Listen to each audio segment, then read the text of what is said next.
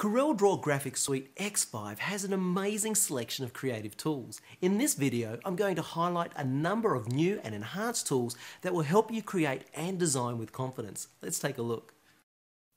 The two-point line tool found in the curve flyout has three options. Option 1, two-point line. Click once to establish your start point, click and drag in any direction, and when you release your mouse, you will create the second point of that line. The next option is perpendicular. Simply click on the edge of any surface, begin to drag your mouse, and the line will come off of the edge of that surface at a perfect perpendicular. Option 3, tangential. Clicking again, particularly on a curved surface, as you can see the line comes off at a perfect tangent. When snapping to your next object, to continue on, hold your finger on Control and it will remain snapped. The B-spline tool is a very easy way to create curves. Click, and every time you click, you're creating a floating control point. To clamp a point, hold V on your keyboard and that point becomes clamped. The new Join Curves docker allows you to select independent curved vector-based objects, click the docker to activate. Any points that fall inside of the gap tolerance will automatically connect. If I increase the gap tolerance, additionally we can see these 2 points can also connect. Choose the type of connection that you would like and click Apply.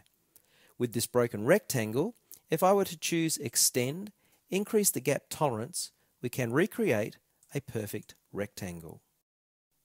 The rectangle tool now has some great additional properties. You can choose from any one of 3 corner types. If I enter a value of say 10, hit enter, I have perfect radius corners.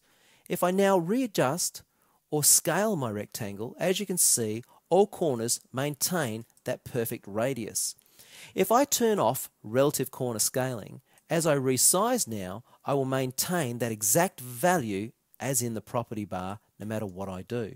And finally, it's very easy to simply alternate your corner type, scalloped corner or chamfered corner, anytime you need.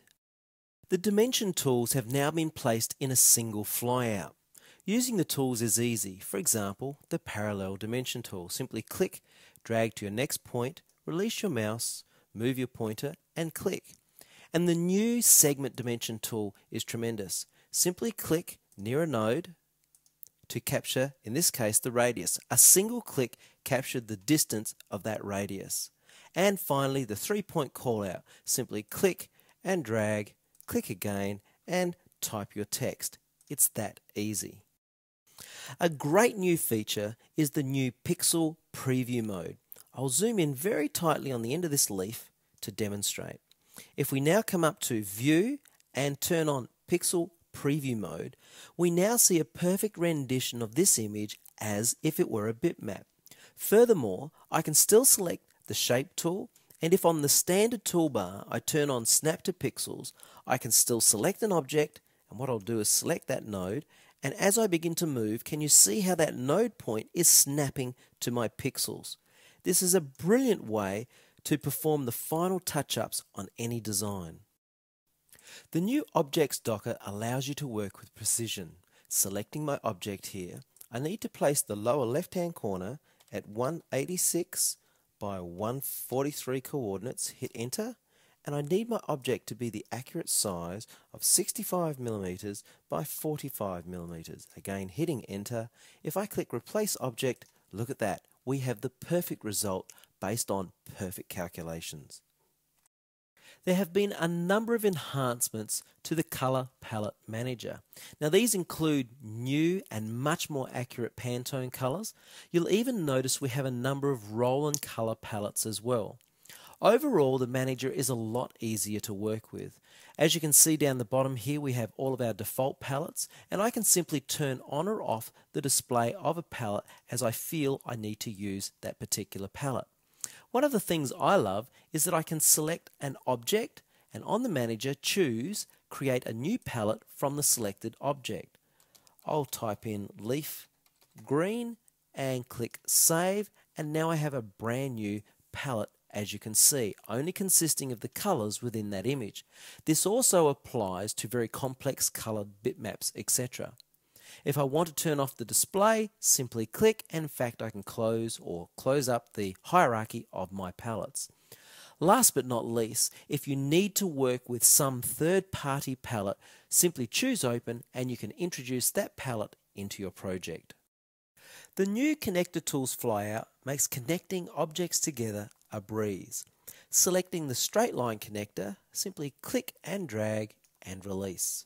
For right angles, the right angle connector tool, click and drag.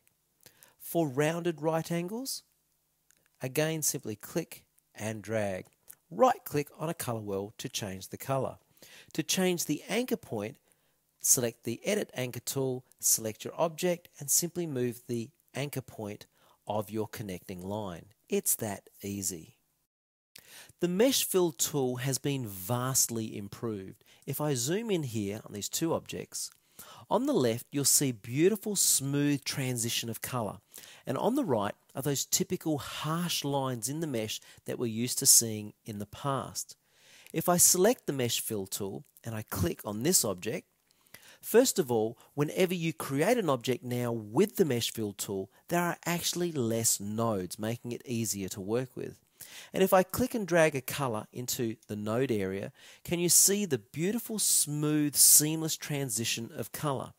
Furthermore, on the property bar, we now have a smooth mesh color button option. If I turn this off, you can notice the color becomes a little more washed out, but with it turned on, we have a rich depth of color blend.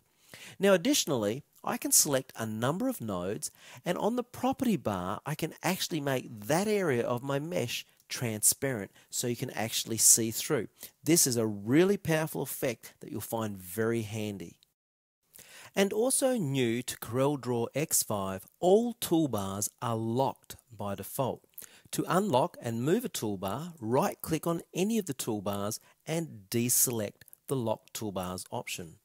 You'll now notice grab handles appear at the end of all the toolbars. Simply click on a grab handle and drag that bar to your new location. To redock to the last location, simply double-click on the title bar. PhotoPaint has a brand new powerful tool for converting color photographs to grayscale. If we come up to Image and down to Grayscale, you can see we now have control over individual colors within the image. Notice the high level of red within these leaves. Well, if I move the red slider toward the black end of Grayscale, notice how the leaves darken on the Grayscale preview. And again, this applies to all of the other colors. For a perfect result every time though, just run with the default. You're guaranteed to always have a good grayscale conversion. One of my favorite new features in PhotoPaint is found under Adjust, and it's called Vibrance. Vibrance is a new effect that allows you to add a richness of color to your images without oversaturating, oftentimes destroying images. Now if I turn off Preview and then turn it back on, you can see the difference. The color has come alive, but we've maintained the integrity of the photograph. There is now a new filter that allows you to overlay a color on top of an image. If I come to Effects, Camera, and choose Photo Filter, we can now simulate the effects of different filters as if they were on your camera when you took the photograph. Let's select the color yellow, and I'll reduce this back to a value of around 56 and click OK. That's after and that's before. So as you can see, it's a tremendous way to add effects to your photographs, simply and easily. The object docker in PhotoPaint has been enhanced. For example, if I move this thumbnail slider to the right, we can increase the size of the thumbnail display. If I turn on Thumbnail Extents mode, we can display only the object rather than displaying the object within the size of the whole image. Also, you'll notice we have a group of objects here. If I turn on Groups View mode, I can see all of the objects within that group within that single thumbnail. And this triangle here allows me to break down the group so that I can access all of the images within the group to select them to work on them. A lot of great new features.